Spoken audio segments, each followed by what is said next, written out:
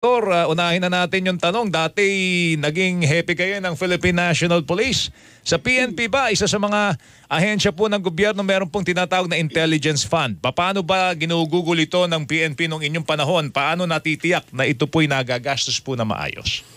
Meron ma'am tayong sinusunod na pulisya patungkol dyan sa paggamit, no? Yan ay ginagamit sa pagbili ng informasyon, ginagamit yan sa reward system ng PNP doon sa mga top, yung mga most wanted criminals. Doon yan ginagamit ang ibang porsyon yan at rentals ng mga safe houses. Basta more on intelligence operations purposes, yan ginagamit.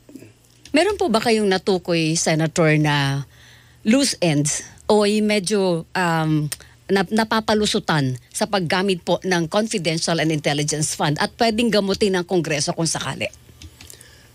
Well, kaya nga yan confidential, no? Kasi hindi dapat yan magiging maisa publiko at hindi dapat ang paggamit yan ay bigyan ng diskresyon yung talagang end user ng pondo na yan. Ang problema lang kung hindi talaga nagagamit ayon sa kanyang purpose. So, ang solusyon dyan para hindi talaga maabuso is tanggalin.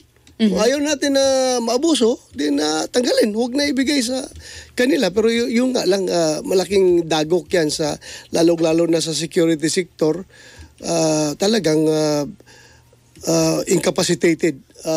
Magiging inutil ang ating intelligence sector kung ito'y tanggalin natin. Hirap talaga dahil ako, halimbawa, mayroong isang informant na magbigay sa akin ng informasyon. Kailangan kong bayaran yung informasyon na yan. At hindi ko pwedeng ibigay yung pangalan niya sa publiko. Kung halimbawa magkakaroon ng accounting, kailangan ipalabas ang pangalan kung sino ito at i-confirm natin. So, wala nang magbigay ng informasyon sa atin kapag binubulabog natin yung identity nila. Senator, ang issue lamang kung bibigyan ba ang mga civilian agencies ng Confidential and Intelligence Fund? Kasi wag na. Sa akin wag na. Para walang issue, para walang gulo, walang problema, wag na. Pag nakabalik kayo, ipapanukala nyo yun. Yung mga civilian agencies, wag nang bigyan ng intelligence fund. Yes, mas maganda, wag na. Saan sa dapat ilimit lang, Senator? Ano mga tanggapan lang ang dapat bigyan? Yung gumagamit talaga ng intelligence fund dahil kagaya ng Department of National Defense, Department of Interior and Local Government, yung National Security Council, yung PNP, AFP, lahat ng gumagamit, yung PDEA, lahat ng mga ahensya ng military and uniform agencies na gumagamit talaga ng intelligence fund. DOJ, kasama ang NBI. DOJ, may trabahong NBI. Okay, dito tayo sa naging hepe kayo ng Philippine National Police. Yes. Isa sa mga talagang kilalang ginawa noong panahon ng dating administrasyon ay yung kampanya laban sa illegal na droga. Opo, nung kayo hepe pa.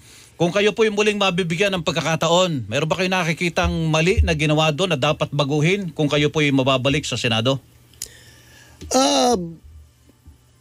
The same pa rin ang gagawin ko. Kung ako'y may balik, ang akin lang talagang siguruhin na yung mag-i-enforce ng war on drugs ay talagang piling-pili na hindi talaga involved sa sindikato. Hindi mabawasan yung mga pang-abuso kapag hindi ito involved sa abuso. Yung parang hindi blanket authority sa buong Philippine National Police na lahat pwedeng sumawsaw sa oplantokhang. Para kang may select group or specialized group na pwedeng gumawa lang ng kampanya laban sa droga. Ganun po ba yan?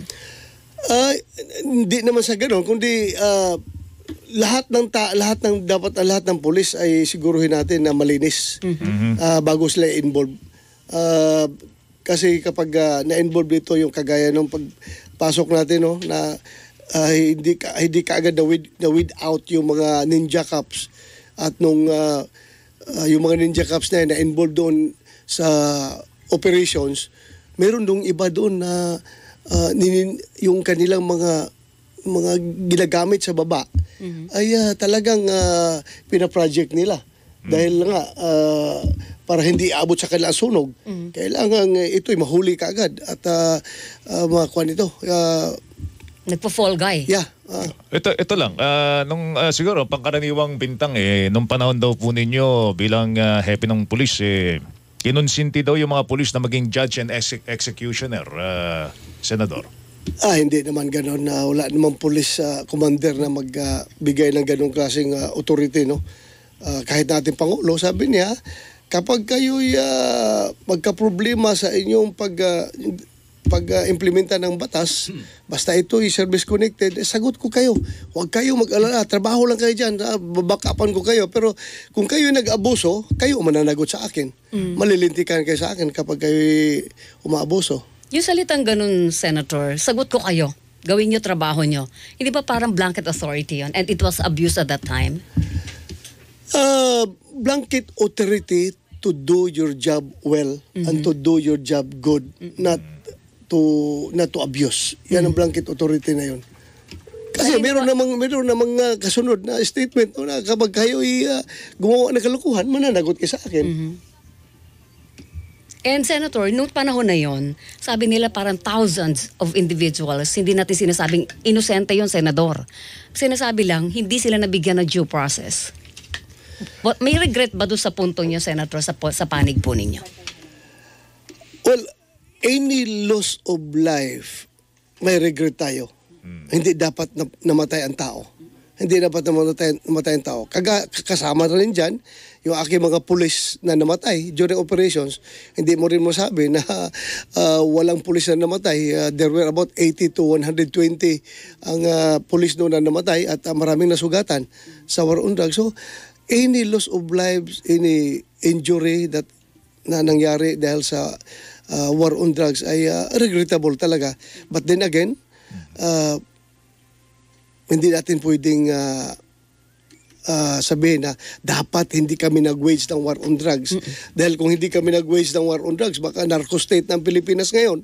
Dahil ang dami ng mga drug lord noon na hawak na nila yung mga probinsya, mga syudad nila. Sila nang nagde-decide kung sino pwede maging mayor, maging gobernador, maging congressman. Ganun sila ka-powerful.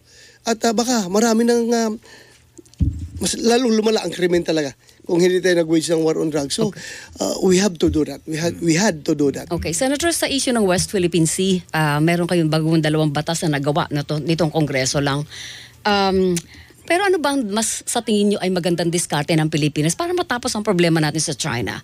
Makipag-usap tayo sa kanila kahit alam natin na minsan o madalas hindi nila tinutupad ang kanilang salita. Or sundin natin yung mga rekomendasyon ng legal luminaries na kasuhan ulit natin ang China. Kailangan yan mix ang approach natin. Hindi tayo one-sided lang, no? Dapat at pinupurso natin yung ating rights at the same time makipag-usap rin sana tayo para there's no substitute for diplomacy. Kung mag-usap tayo, baka mag-open pa yung kanilang puso't isipan na mawala ng hidwaan natin dyan sa West Philippine Sea. Alam mo, kahit anong gagawin natin, mga batas natin dito sa ating bansa, gagawa tayo ng mga domestic laws natin dito like yung recently ginawa namin na Archipelagic sea lanes. Archipelagic sea lanes at saka yung maritime zone. Well, kahit anong gawa natin dyan. Although, in the future, kung respetuhin nila yan, maganda. Pero, kahit anong batas gagawin natin dito, hindi nga nila narespeto yung international law, yung UNCLOS, di ba? Hindi nga nila respeto yung ating pang-domestic law, respetuhin nila. Kaya, sa akin, ang pinakamaganda dyan, aside from claiming or sovereign rights through any diplomatic means, meron din tayo sanang usapan, makipag-usap tayo sa kanila na huwag naman kami yung balasobasin. Kasi kung baka makuha sa usapan, magandang usapan eh. If you can remember, panahon ni President Duterte, nag-uusap yung dalawa.